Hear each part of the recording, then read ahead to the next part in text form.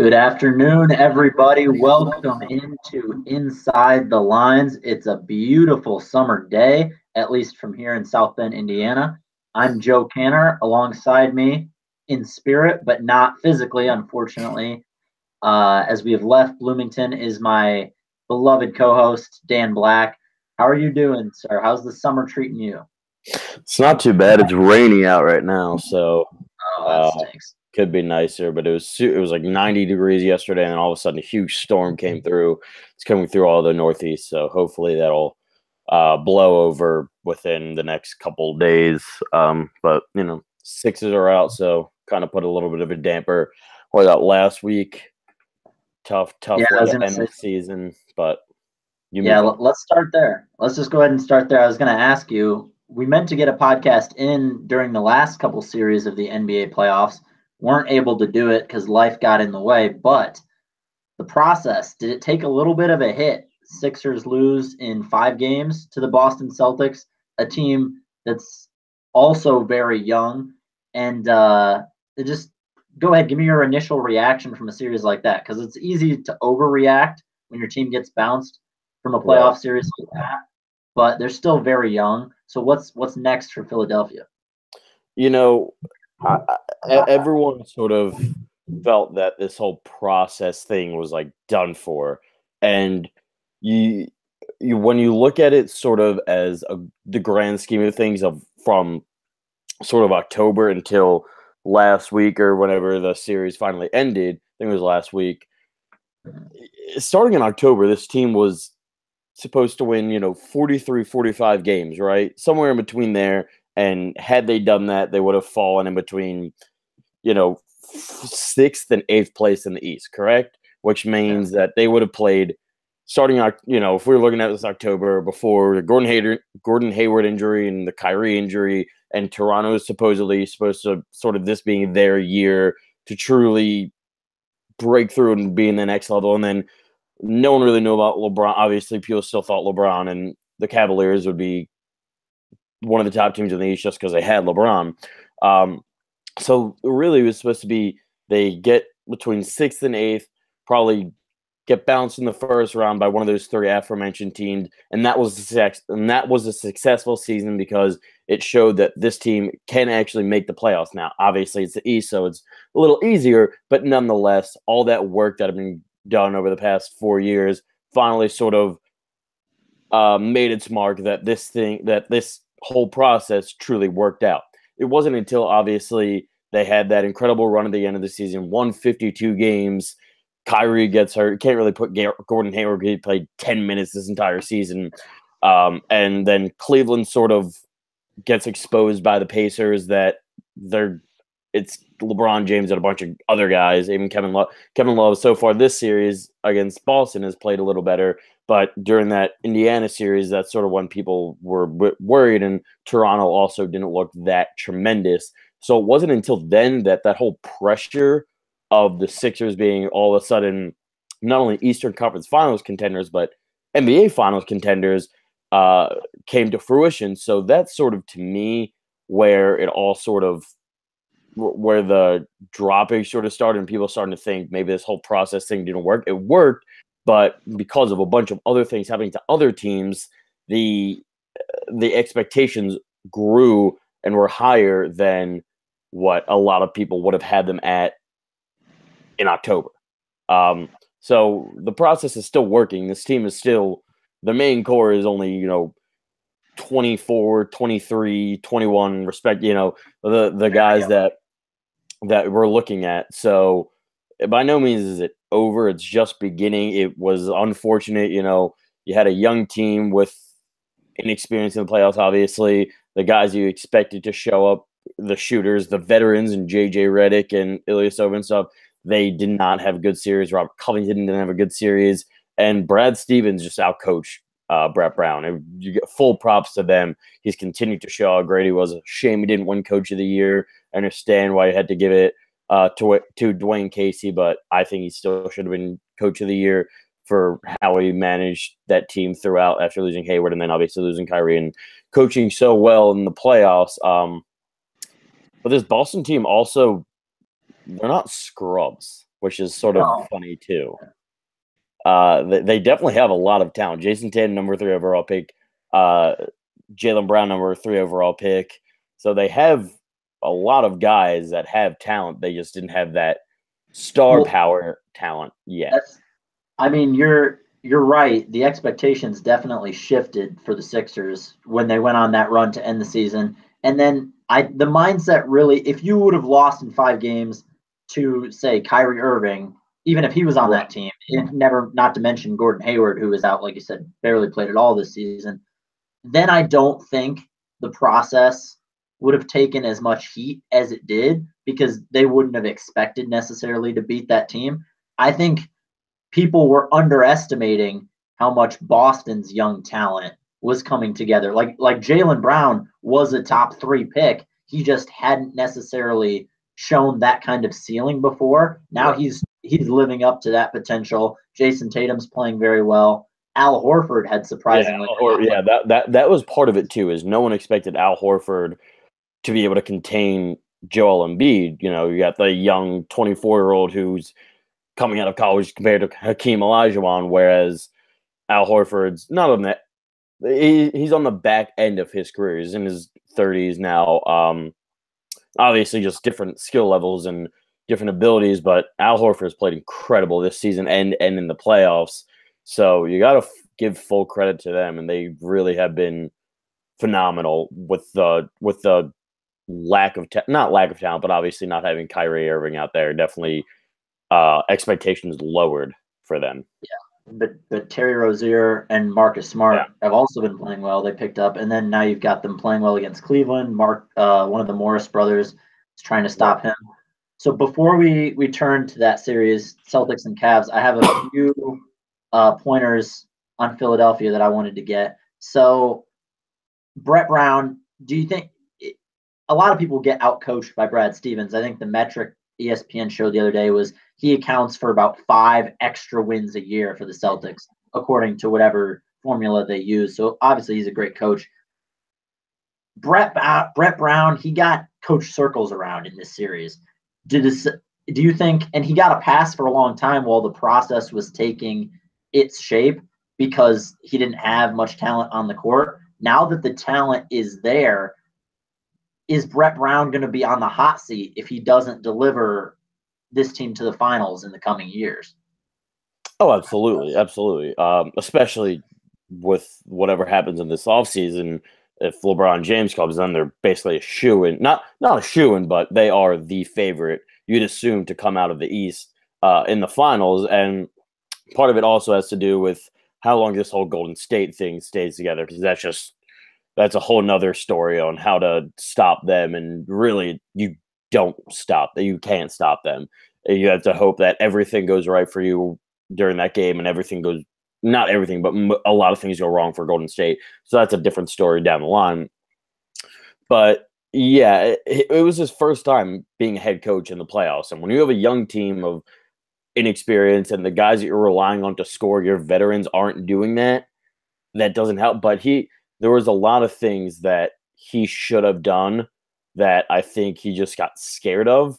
Like the fact that Markelle Fultz didn't play 1 minute in the Boston series, and that he didn't make any real adjustments and didn't and continued to have guys like Robert Covington out there who weren't really contributing, and JJ Redick, who, when he's not scoring, is basically useless because he, as we saw against Marcus Smart, was getting destroyed on the defensive end. So that's when you throw in Justin Anderson, which helped for the 5 minutes that he played in Game 5. So it's all a process, literally, as we said. He now has more experience under his belt coaching in the playoffs. And people seem to forget that Brad Stevens was in the Eastern Conference Finals coaching last year. Like it's not like Brad Stevens hasn't been in the playoffs recently. Like it's not like it's their first go at it too. They were in the Eastern Conference Finals last season. So we're comparing apples and oranges in a way. Obviously, and Brad Stevens had a lot of hype coming in to the NBA originally when he first came, however many years ago, from Butler. So Brett Brown definitely still has his job, especially after what he had to endure through all this time. And he did do a good job throughout the regular season of bringing this team together and really unifying them. And they had a really good season, obviously. So it's just a, stepping stone. Hopefully they can figure out a way to get LeBron James here, because Paul George is really out of the question. He's almost got 1 foot in the door at the Staples Center, it seems. So we'll see what happens with that. But yeah, the expectations now are extremely high, and in this city, he's going to have to deliver. They're going to have to at least make it to the Eastern Conference Finals next year. If not, and if they get LeBron, they're going to have to make it to the finals, without a doubt. That was another thing I thought of was the process, because people sometimes forget, except for obviously the Philly fans do not. They jokingly say, Sam Hinkie died for our sins. I found myself wondering during the series, was the process cut a little too short? Because, of course, Sam Hinkie was fired after a couple of years, and then you bring in, I think it's Jerry Colangelo is the GM now. Yeah, Colangelo, yeah. And Ben Simmons was the slam dunk #1 pick. Everyone was going to make that selection. But this year, a pick that could have flipped this series, and would have, in my opinion, is Philadelphia traded up. They selected Markelle Fultz #1. Boston waited back. They got Jason Tatum, who obviously has had a much more successful rookie season than Markelle Fultz. So I guess what I'm wondering is, did Philadelphia jump the gun because they switched GMs, and then you got a much less successful rookie banking on Markelle Fultz? Well, in terms of the GM thing, I think people kind of got tired of the shtick in a way.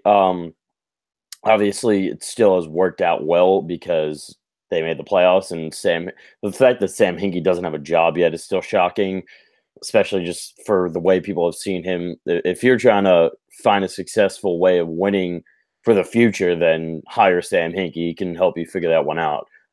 He sort of set the table for what we're seeing now in the NBA of teams. It's the easy way out, but it's the way out right now in this type of game. It's something you can't really do in any other sport. But the Markelle Fultz thing, I was before Game 5. They had a thing between NBC Sports Philadelphia and NBC Sports in Boston, or North, whatever it's called, NBC Sports New England, whatever it's called. They had like panelists from NBC Sports. They had the main guy and the play-by-play guy for the Sixers, and the one for Boston as well, for the Celtics as well. And the one thing that was interesting to me is actually who's the redhead guy? You know what I'm talking about? Yeah. Yeah, you know what I'm talking about. The White Mamba. Oh, Brian Scalabrine. Yeah, Brian Scalabrine. So he does a lot with NBC in Boston. And so the one thing that he said was that like 80% of people in Boston wanted Fultz. So it wasn't that that they were really that everyone was behind Jason Tatum so much, because it seemed like everybody wanted Fultz. And from what he showed in college, he seemed like the real deal. Now, obviously, the shoulder injury and I don't know what happened with that, whether it's shoulder injury or shooting form, whatever it was. So he didn't play this season, so you can't really make a good judgment on where these guys will be in 10 years. We can get to that discussion in 10 years. But the way the Sixers were formed, it made more sense to have, and it's something that I noticed, it made more sense to have a normal sized guard than to add another lengthy person to the team, because now they could have someone that could defend actual size guards. Because something I think that I really noticed is that the one thing that coming into the series and coming into the season was, how are we going to defend? How is anybody going to be able to penetrate against such length that the Sixers had, which sort of got exposed because you do still need those normal sized guards that can run around with the Terry Roziers and the Marcus Smarts and so on and so forth. And that's sort of what made sense to get Markelle Fultz, because he could score, and they're going to obviously try and form him into a good defender, so a perimeter defender against those normal sized guards. So at the time, it just made more sense with Fultz than Tatum. Obviously, this past season, Tatum was an interesting situation where, I mean, you think about it, had Kyrie played all season and Gordon Hayward not gotten hurt, he probably doesn't have this kind of season. Like Gordon Hayward would be the starter. Jason Tatum would be coming off the bench. His numbers aren't as great. Doesn't mean he has a bad season, but the numbers aren't as large as they would be had Hayward played. But you know, the one thing that anybody, no matter what happens, still takes away from it is the fact that the Sixers had to give up another draft pick, another first-round draft pick. That's sort of what, even if Fultz becomes a star and Tatum becomes a star, the Celtics still have another opportunity to get another star along with that, whereas the Sixers gave up that opportunity. So who knows? Obviously, from what it looks like right now, Jason Tatum, Danny Ainge basically finessed the system once again, like he did to the Nets in a bit of a different way. The Nets just were stupid and wanted old Paul Pierce and old Kevin Garnett. I don't know why, but right now I can't really give a good estimation because we need Fultz to play a whole season, really, or the majority of a season. And when he did play this year, he played well. So we'll see, but I think the future is bright for both of them. Barring injury, they'll both have really good careers. And be interesting to see next season, once they're both healthy and both able to contribute a lot to their teams, what the outcome is. That's a perfect segue because now I want to get into a little off season before we get into the playoff series because it's around Philadelphia. Obviously, there's rumors of LeBron. I've also heard rumors of Kawhi looking at Philadelphia as a potential destination to form another super team. The only issue I would say I have with that is, as you mentioned, Danny Ainge, an excellent executive. He's been able to finesse the system in the past. Boston has a lot of tradable assets, and they will be in the market for Kawhi as well. I don't know so much about LeBron, but certainly for Kawhi Leonard. So what I ask you is, what are the chances you think LeBron will sign with you? Is there any truth to you guys being in the market for Kawhi? And what would you be willing to give up? Because the only way I see Philadelphia has a better offer for the Spurs than Boston does is if it includes Ben Simmons. And I know there's a lot of people out on that. Ben Simmons is at a rookie of the year, fantastic season, but obviously it's hard to predict where the future is going to be. But there is some people that would tell you they think he's a generational type talent, kind of like LeBron is. Kawhi is a very good player right now. So I ask you, would you make that trade? No, and the whole Boston thing, I don't see that happening because they're not going to trade Jason Tatum. I don't think they want to trade Jaylen Brown. I mean, they could possibly, and they just signed Gordon Hayward, although that's going to be an interesting situation what they do with him because you can't really put Jason Tatum on the bench now after what he did in the playoffs and throughout the regular season. So I don't think Boston's really in the running for either of them. Now, obviously, like you said, Danny Ainge was planning maybe they trade Kyrie or something and, you know, I don't know, figure it out from there. But the LeBron to the Sixers thing is very real. I mean, they definitely have the pieces around or the pieces already there that they could put around LeBron. And obviously, Paul George on the Lakers, that makes it a little more enticing, but that's obviously not set in stone yet.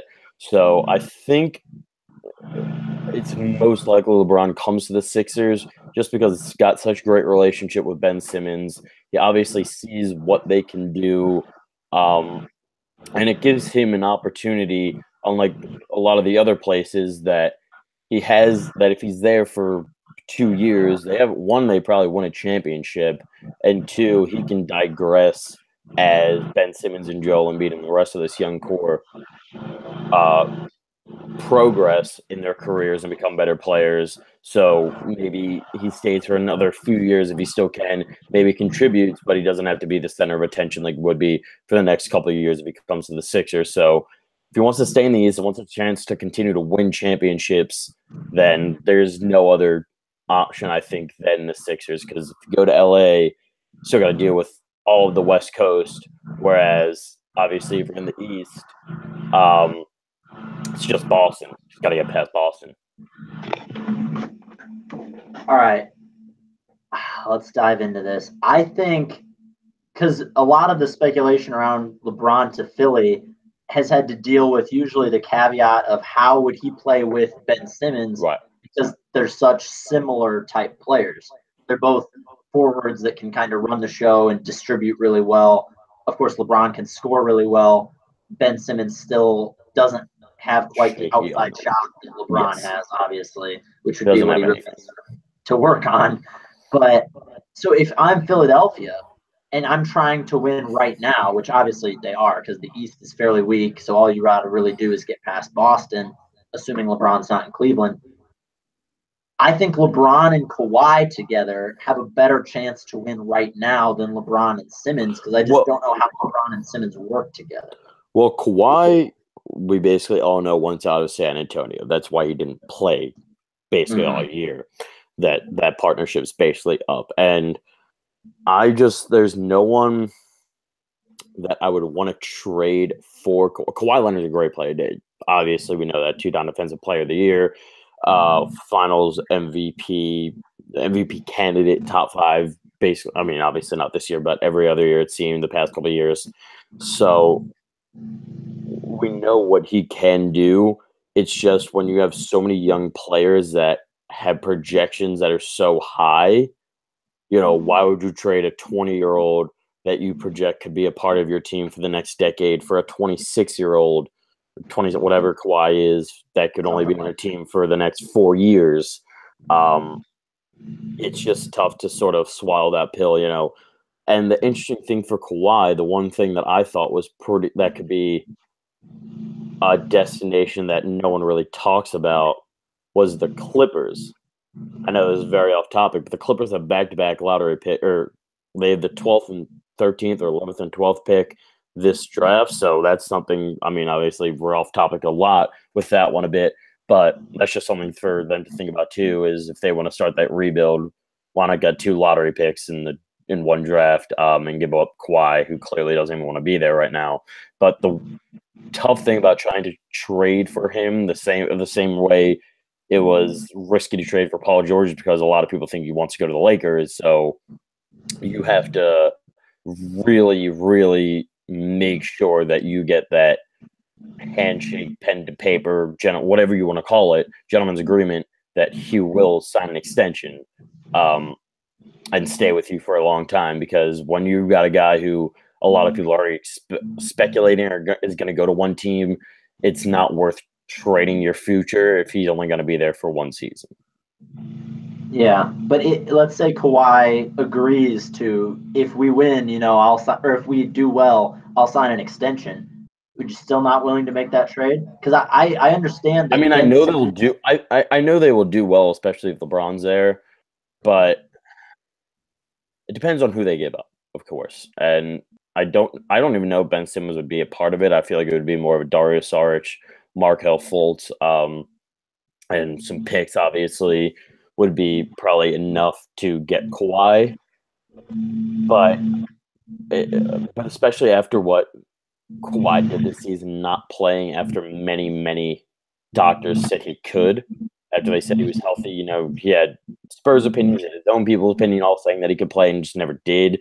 There's something about that sort of says to me, what if when the time is ticking here, he just doesn't want to play? That also worries me with that kind of mentality. So I wouldn't want to trade anything for him. It's not worth it, especially if you have LeBron and you can figure out a way for Ben Simmons over the summer to build some sort of jump shot and kind of just get these guys to look at the playoff tape and say, all right, this is what we did wrong, this is what we did right, this is what we need to fix, and get all those other guys, all the other young people to develop. Because the Sixers, don't forget, they still have a lot of guys that are overseas too that they can bring over to contribute as well. So I personally would not trade any of them for Kawhi Leonard. But if the time comes next summer, he says he wants to do it, then by all means, I'm not gonna be upset by that. Yeah, because he's won Defensive Player of the Year, I believe, a couple times. He was the Finals MVP back in 2014, 15, one of those years when the Spurs beat the Heat. But there's why I think Boston probably, I don't know if he'll go there. I can't imagine with all their assets, though, that Kawhi would be an upgrade for that team, them not being a player, because they could trade Kyrie and somebody. They could trade. I know Brad Stevens has a personal relationship with Gordon Hayward, but Kawhi Leonard is a step up from Gordon Hayward. Oh, absolutely. So Gordon Hayward and they still have a lot of picks. Oh yeah, no, they have plenty that could bring him over, no doubt. But it's just a matter of, do they pull the trigger? Of course. Yeah, especially if it's in danger of LeBron, Kawhi being on the Sixers without them having to trade a Ben Simmons or an Embiid, which I can't imagine they would do, then I have to believe that Danny Ainge would come in and top whatever offer Philly would have, just because you can't really let that happen, or it's basically suicide if you're Danny Ainge, because you're not beating that team. Right. All right. Well, let's leave it there. We'll have plenty of time to talk about the NBA offseason in the offseason. But let's get back into the playoffs that are still going on. No one was shocked that the Cavs swept the Raptors. The Raptors kind of. I was a little surprised that they swept them. I wasn't surprised that they won. I was surprised they swept them. Yeah. Skip Bayless called it. Cavs would sweep, or really LeBron would sweep the Raptors. Right. But the Raptors, they are who we thought they were. Kind of, no one expected them to get past LeBron, because LeBronto James continues to own the whole nation of Canada. So Cavs, Celtics, Eastern Conference Finals. A lot of people were shocked by Game 1 and Game 2. I really wasn't. The Celtics are playing so well. Right. I got to believe they get past LeBron's team in 5 or 6. Do you have a different reaction on this? No, and I could see them sweeping them, honestly. But yeah, I could see that. But I think more 5 games is more realistic. I mean, you look at the way Cleveland played last night. They were hitting 3. The first game, very similar to Game 1 against the Sixers. They had come off a long time of not playing. And granted, the Celtics only had to play one more game, so it wasn't as much of an excuse. But nonetheless, they played well last night. The Cavs did. They just don't have the firepower. They really don't. Outside of LeBron James getting a triple-double, what did he drop, 41 or something? I think it was 46. 46 and a triple-double. Whatever it is. It was a lot of points, and Kevin Love played well too. But when Boston just is – they're younger. They have more depth. They're better defensively. They have a better coach. They're young players, specifically Jason Tatum and Jaylen Brown and Terry Rozier, are all playing at nearly their best level. There's there's no way that they win this game or win this series. And I mean, it's really just a matter of who wants to lose to the Warriors, who wants to go through that. And to be honest, for LeBron, I'd rather lose to the Celtics than go to the finals and lose again and possibly get swept by the Warriors. I just, for him, it wouldn't even be worth it. It would sort of be part of that end of the era of LeBron having to carry a team once again. So that, to me, I just don't see them getting any further than winning a game, picking up some game where, the Celtics just don't hit anything and whatever. The same thing that happens to every season or every series where the team that's on a roll, the team that's been killing it, they have a bad game. That's just how it works in sports. So I just don't see any way that the Cavs pull this out. They could have a really good shooting night again, and get some lucky bounces here and there and steal a game, maybe Game 3 or Game 4 in Cleveland. But other than that, there's no way they win. The Celtics are just too hot right now, and the Cavaliers don't have enough firepower. Yeah, I think it'll be a gentleman's sweep. I think LeBron will play so out of his mind, like he already has been. But like you said, they'll get a night where J.R. Smith and Kyle Korver start to shoot the lights out, maybe each drop like 15, 17 points. And then that's enough to get them one. But then Boston will just continue to cruise. Talk about coaching mismatches. Like, at least Brett Brown made the one adjustment in the game that the Sixers won to go inside and score some more. And that was able to get them one game. Ty Lue is playing checkers while Brad Stevens is playing chess. He just doesn't have an answer. And part of it is the roster. They just don't have – they're older, slower, and less motivated, honestly, than the Celtics. Right. So, yeah, Boston's going to get past them fairly easily, I think. And it's no fault of LeBron. He's doing as much as pretty much everything he can. But yeah, that's the East, and like you gave away what everyone else is thinking. I think it's whoever wants to lose to the Warriors in the finals. So let's turn now to the West. Those series that led up to the finals, much less compelling. Warriors win in 5. I think the Rockets won in 5 as well, if I'm not mistaken. I believe over Utah. Yeah. So this was pegged by everyone as the NBA Finals de facto because the two best teams both in the West. And game 1 in Houston, they fought so hard all year to get home court advantage. James Harden and Chris Paul have been playing well together. James Harden had an out of his mind first half. He was playing his heart out, dropped like 24 points. But unfortunately, Kevin Durant dropped 17 of his own just in the first half, and the Warriors just ripped their heart out in the second half, honestly, and pulled away to win by double digits. So game 2 tonight in Houston, but is it too early to say this series is over? It just seems like the Warriors are going to steamroll like they have been. Yeah, I mean, the Rockets played their brand of basketball, and it didn't matter. Like, it's hard to go away from what won you 65 games and what won you home court and what got you an MVP player.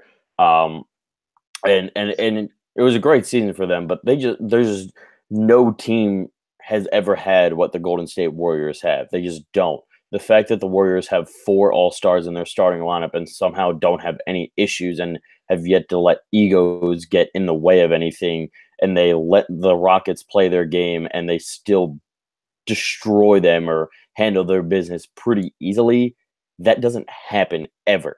So I just don't see a way for – there's no one that can guard Kevin Durant. They don't have anybody. Clint Capella can try, but like they could try and double team him, but he's so lanky that he just gets a shot over him. You know, he can get to the basket in a stride and a half because his strides are so long.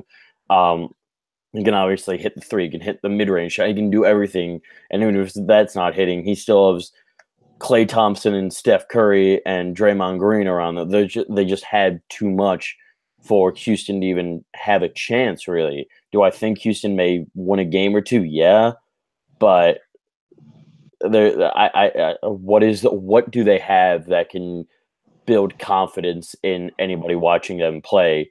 Not even that they're a bad team; they're just going against a team that no one has ever seen before. Yeah, and like you said, if you do even somehow slow down Kevin Durant, all 5 options when the Warriors go small can score the ball very effectively. And you throw an Iguodala too, right? Yeah, someone's going to get theirs. Also, Kevin Durant, it just seems like he elevates so high on his shot.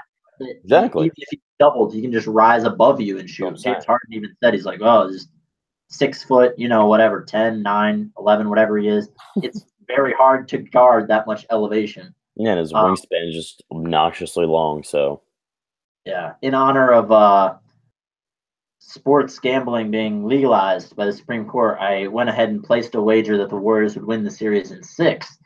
So I'm hoping against hope that the Rockets can win a couple games, but I wouldn't be surprised at all if it ends in 4 or 5, or anything below that, because it just seems like they're overmatched. I do think the Rockets have to win tonight, though. If they're gonna avoid the sweep, I think you have to win one at home, and that is what they've got tonight, game 2.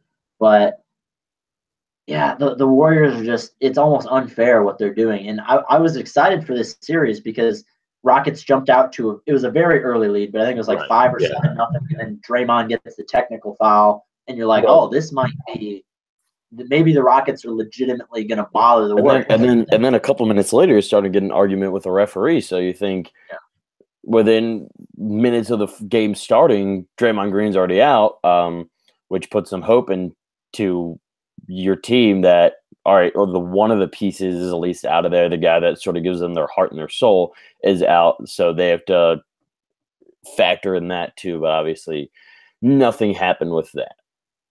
Yeah. So fast forwarding now, we both believe it's going to be Celtics Warriors in the finals. Now, the Celtics, they don't have the firepower that Golden State does. Nobody in the NBA does. But they have been playing great team basketball. They do have all 5 options are playing about as well as they can possibly play. And that being said, I still can't really see them getting more than a game. No. I think it would probably be either a sweep or a gentleman's sweep in the finals. Yeah. Yeah, no, I mean their youth is going to catch up to them, and they shouldn't. Even if they do get swept, they shouldn't leave with their heads. They shouldn't leave with their heads hung or anything like that. I mean, LeBron James and Kyrie Irving and that whole crew last year got destroyed. The '96 Bulls would have probably got destroyed by this team. So, you know, into that argument. Whatever. But all right. Yeah, so we're on the same page with the NBA. It'd be shocked to see anything different happen. The Warriors probably winning another chip. So let's leave it there right now for the NBA. A little baseball story making some headlines. Robinson Cano, second baseman for the Seattle Mariners, busted for PEDs, got an 80-game suspension from Major League Baseball. We could go a couple different ways with this topic. We'll just start with the basic one. Was this an appropriate punishment? Yeah, I mean, I think that's usually the general punishment. I think he's a first-time offender, so it's usually about 80 games. Might have been a little excessive. I would have given maybe like 60, but nonetheless. Well, he's actually his time is going to coincide. He recently had his hand broken, so he's going to be on the disabled list anyway. So, there you go. All right, so basically, it ends up being about a 60-game suspension. Right. The Mariners actually. An interesting story in baseball, though. They're only a game and a half out of first in that division with the Astros and the Angels, who are playing really well. But if they make the postseason, Cano will not be eligible to play, even though his 80 games will have passed. So that could really hurt the Mariners. That would be a game changer as well. But, you know, it comes with the territory. And, you know, the interesting thing to me, and I'm sure we're going to get to this as we continue to talk, but it is an unfortunate situation. I think part of it may have been, depending on when he started doing it, it could have been part of his age, part of, you know, maybe him thinking that he was losing a little bit of his power at the plate, so he needed to find another way to get those numbers back up, especially with his giant contract. It was like 10 years, $240 million. So there's expectations that go along with that kind of price tag.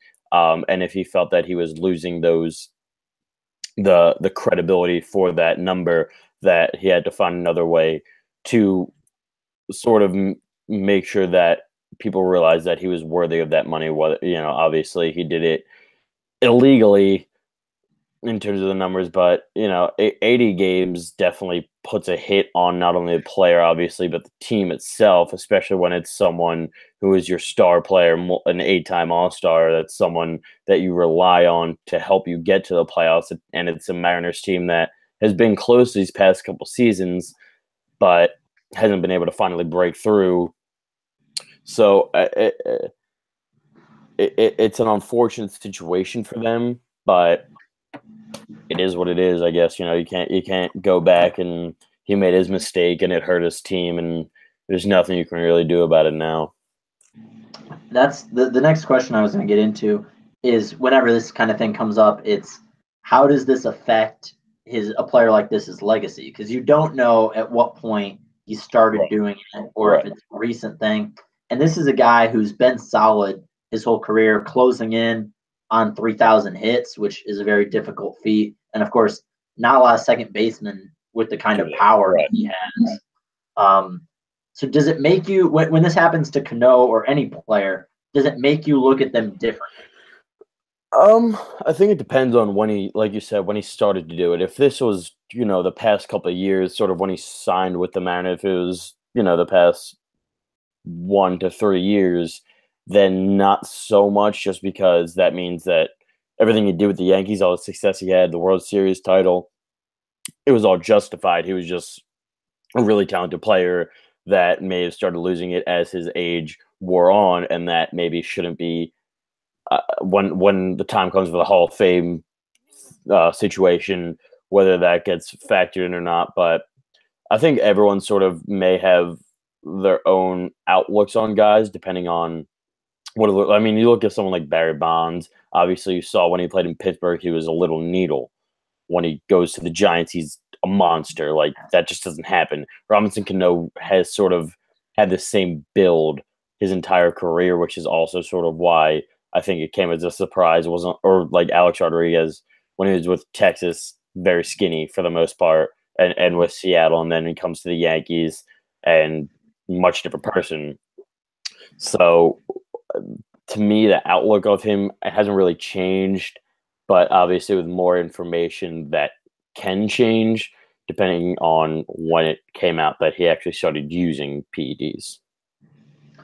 Yeah, that's a good point. But with baseball, the reason I think they keep running into these issues is now with Cano, he is a guy that the Hall of Fame might come calling for, and he might not get in because of this. But for the average player, there's no real reason not to use PEDs, because if you have one season where you explode, you'll get a gigantic contract in which all that money is guaranteed. And if you weren't going to be a Hall of Fame player anyway, there's no incentive. That was the word I was looking for. There's no incentive not to use PEDs, which is why they have guys consistently, using them, and they're running into this issue. So baseball, to correct that, I think you have to have something. You have to have like an addendum in these contracts that would start hitting players in their bank account, or I think they're going to continue to have players using PEDs.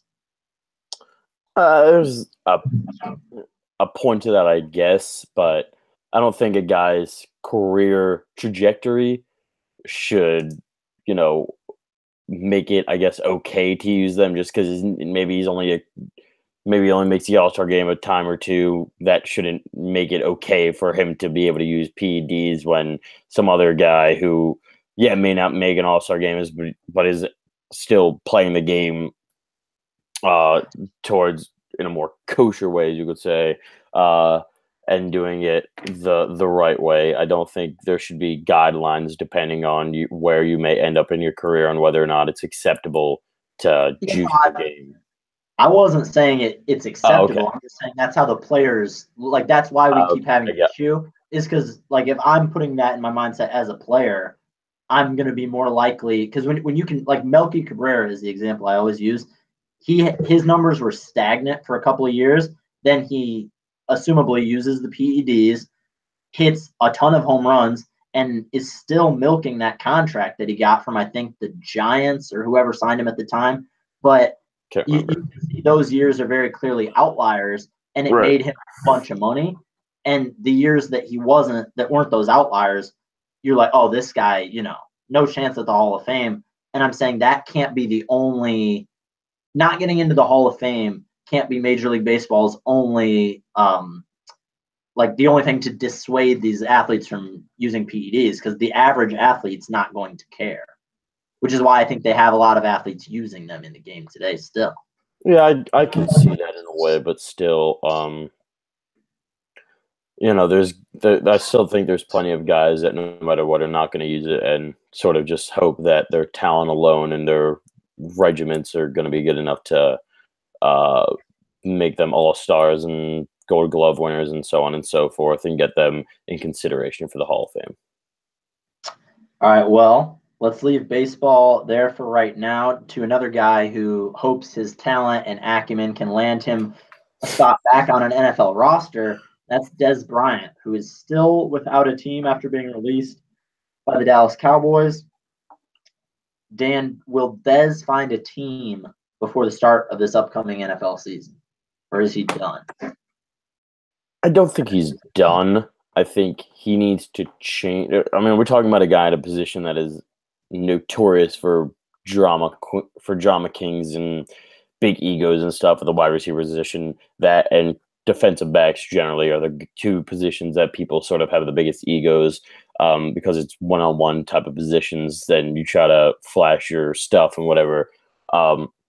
but I think he will land on one. I think it's going to be for a lot less money than he wants. But I think there's going to be someone that is willing to shell out cash because he still, I think, has talent. He can't really run routes. He just has to use his God-given abilities and his God-given size and whatever attributes that you want to sort of give to him that made him a first round draft pick and made him a multi-time Pro Bowler. So the one place that was brought up by Jason Witten in Green Bay, I thought was a really interesting place. Obviously, very opposite Dallas. You don't have to worry about crazy Jerry Jones and the circus that is the Dallas Cowboys, and you get to play with Aaron Rodgers. I mean, that should enough be alone to make him want to go to a place like Green Bay. But I think somewhere will be willing to give him a shot. But like I said, he has to change his mentality. He has to stop being so egotistical and so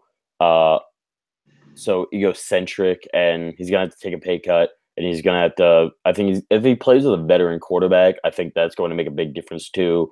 Which is, I think, part of the issue is that he didn't have the connection with Dak Prescott that he did with Tony Romo, who he played with for a long time for the majority of his career. So I think he'll find somewhere, but I don't think Baltimore was the right place for him. Joe Flacco is not a very confident quarterback either. So I think if he can find a way to go to, I don't know, New Orleans is one place, or the Chargers, or Seattle would be interesting as well.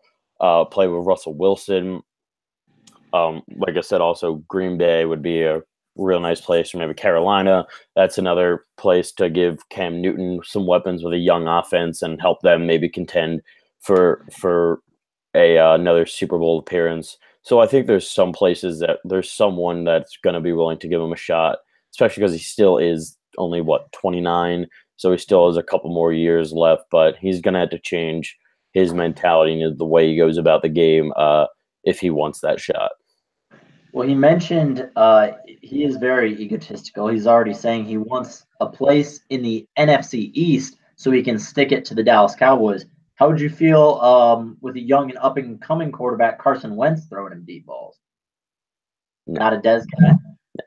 The way the roster is in terms of not just talent but personalities, it's perfectly fine how it is. The waters are calm, and everybody knows their place. And you had a guy in Alshon Jeffrey who has all the talent in the world to be a multi-time Pro Bowler and was on a 1-year deal and proved it. And he kept his mouth shut about not getting every single ball thrown at him or whatever. And you have a bunch of other talent. And that's what helped them win a Super Bowl. And adding Dez Bryant, a guy who is very egotistical, it's not worth it, especially after you just won a Super Bowl with the same crew. Why would you want to bring in a guy that could, be a cancer to the locker room and mess everything that you worked so hard on bringing together up? So Dez Bryant maybe on a 1-year deal, make him prove it. Yeah. On a small contract, that's one thing, but there's no way anybody's going to be willing to give him a multi-year deal right now without having him to really prove that he still has it and can still contribute to a team. Yeah, I do think for Dez, like you said, picking the right spot, granted, he might not – I'm not sure what the market will be for him.